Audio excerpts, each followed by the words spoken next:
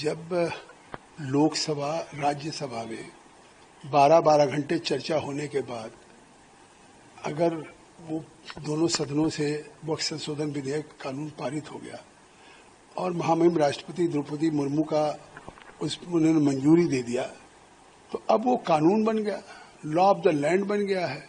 और जब law of the land बन गया तो अब वो देश में लागू होगा।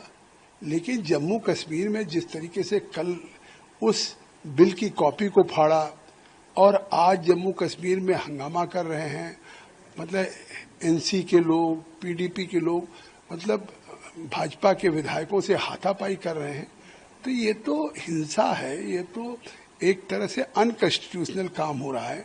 जो भारत की पार्लियामेंट को कानून बनाने का अख्तियार है और उस कानून को दोनों सदनों से पारित होने के बाद कानून बन चुका हो, उसकी प्रतियां फाड़ना, ये तो जनता का अपमान है। 150 करोड़ जनता जो देश की है, उनके चुने हुए जनप्रतिनिधियों द्वारा पारित किए कानून का मान है और अनकॉन्स्टिट्यूशनल है। और मुझे लगता है कि एनसी हो, महबूबा हो, इनमें सब में आपस में होड़ है और ये केवल तुष्टीकरण की राजनीति कर रहे हैं। ये दिखाना चाहते हैं कि हम इस बिल के खिलाफ, हम आपसे ज्यादा हैं। आखिर किस तरीके से किसी भी केंद्र के द्वारा बनाए गए कानून को पार्लियामेंट के, उसकी प्रतियां कैसे फाड़ी जा सकती हैं और उसको कैसे रिजेक्ट किया जा सकता है। और जब स्पीकर ने जम्मू कश्मीर के कह दिया कि यहाँ पे वहाँ के बनाए हुए कानून को नहीं चर्चा हो सकती, और लोग तो सुप्रीम कोर्ट गए हैं। अब ये कानून अगर संवैधानिक है या असंवैधानिक है, इसका एक रास्ता है सुप्रीम कोर्ट, और सुप्रीम कोर्ट में भी होड़ लगी हुई है। तो ये चाहे जम्मू कश्मीर में आपस में एनसी, पीडीपी, सारी पार्टियों में होड़ है, इसी तरह से सुप्रीम कोर्ट में भी याचिका दाखिल करने की होड़ लगी हुई है। आज चाहे इमरान प्रतापगढ़ी ने किया हो, चाहे इमरान मसूद ने किया हो, जावेद साहब ने किया हो, ओवैसी ने किया हो, 13 याचिकाएं हो चुकी हैं। आखिर वो याचिकाएं कैसे स्टैंड करेंगे? उनको पता है कि केवल कोई सुप्रीम कोर्ट में याचिकाओं का अगर है तो उसकी 3 कसौटी है। एक तो पहले कि कोई कानून बना हो तो उसकी लीगल कॉम्पिटेंस है कि नहीं है।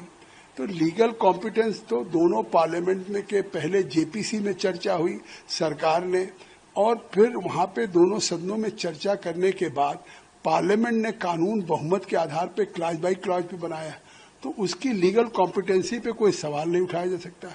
दूसरा होता क्या, कोई कानून आर्बिट्रीनेस बन गया हो मनमानी ढंग से, तो जो कानून को अगर सरकार ने चाहती तो बहुमत था लोकसभा राज्यसभा में, सीधे कानून पास करा देती। लेकिन खुद किरण रिजिजू जी ने कहा कि हम इस पे और चर्चा चाहते हैं, देश के स्टेक होल्डर्स के साथ चर्चा हो जाए, इस्लामिक स्कॉलर, वाइस चांसलर, बार के लायर्स या सभी के साथ। और 6 महीने चर्चा होकर के आया है। तो ये भी नहीं कि सरकार ने मनमानी ढंग से कर लिया। तीसरी बात कि कोई कॉन्स्टिट्यूशन का फंडामेंटल राइट का वायलेशन हो, आज तो उसमें हमने इस संशोधन में कॉन्स्टिट्यूशन के को और मजबूत किया है। जो 2013 में कांग्रेस यूपीए में कॉन्स्टिट्यूशन का जो आर्टिकल 300A है, राइट टू प्रॉपर्टी, जिस राइट टू प्रॉपर्टी को कॉन्स्टिट्यूशन के सेक्शन 40 वक्फ बोर्ड के या उस वक्फ कानून के 2013 के, उसको ओवरराइड कर दिया था कि सेक्शन 40 में जहां चाहेंगे कोई संपत्ति भी वक्फ बोर्ड वक्फ घोषित कर सकती है, तो वो असंवैधानिक था। आज वो जो सेक्शन 40 वक्फ का कानून का था, वो कॉन्स्टिट्यूशन के आर्टिकल 300A पे ओवरराइड था। उसको हमने आज सेक्शन 40 को डिलीट किया है और article 300A right to property को रिस्टोर किया है। तो संवैधानिक है, संविधान विधि सम्मत है। तो मुझे लगता है कि याचिकाएं दाखिल कर सकते हैं, लेकिन 1 मिनट भी याचिकाएं ठहरेंगी नहीं, इसलिए कि यही 3 कसौटी होती है। जो बेसिक चीजें, क्या स्थिति थी उस वक्त जब आपने बातचीत करी, सारी चीजें करी, और आज के समय पे जिस तरह से हंगामा किया जा रहा है? ये कानून बनने का पूरे देश के लोग स्वागत कर रहे हैं।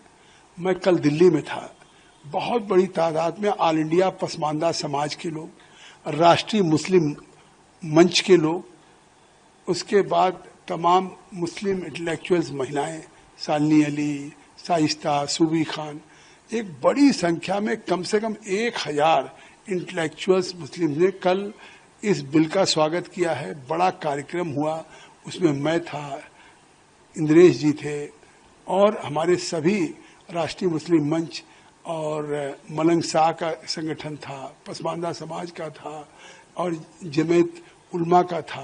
तो इस तरह से तमाम पूरे देश में आज गरीब, पसमानदा, पिछड़ा और महिलाएं इस संशोधन बिल का स्वागत कर रहे हैं, मोदी जी का शुक्रिया अदा कर रहे हैं।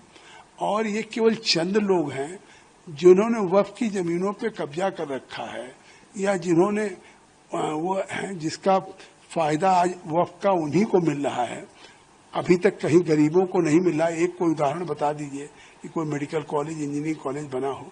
तो ये लोग विरोध कर रहे हैं और ये डे वन से चाहे India Muslim personal law board है, उसने काली पट्टी बांधने की बात कही, धरना दिया जंतर मंतर पे पटना में दिया, लेकिन पूरे देश का जो अल्पसंख्यक है, मुसलमान है, इस संशोधन से खुश है। मतलब ये जो विधानसभा के अंदर बैठ के हंगामा कर रहे हैं, सिर्फ यही कुछ चुनिंदा लोग हैं जो इसके खिलाफ बात कर रहे हैं, जो एक्चुअल जो इसके लाभार्थी हैं वो बेहद खुश हैं। देश में 550 डिस्ट्रिक्ट्स हैं। 550 डिस्ट्रिक्ट्स में आप देख रहे हैं कि इस संशोधन के बाद गरीब, पसमानदा, पिछड़ा या खवातीन सभी इसका स्वागत कर रहे हैं। अब जम्मू कश्मीर में महबूबा मुफ्ती जो आर्टिकल 370-35A अगर लागू हो जाएगा, इसको समाप्त कर दिया जाएगा तो खून की नदियां बह जाएंगी। आज उनकी पार्टी के लोग बिल फाड़ रहे हैं, आज उसकी कॉपी, आज उनके लोग हाथापाई कर रहे हैं बीजेपी के विधायकों से, काम नहीं होने दे रहे हैं, एनसी के लोग हैं। तो स्वाभाविक है कि ये कुछ लोग जानबूझ करके हंगामा कर रहे हैं, लेकिन कौन उनके साथ खड़ा है? जम्मू कश्मीर की भी आवाम नहीं खड़ी है।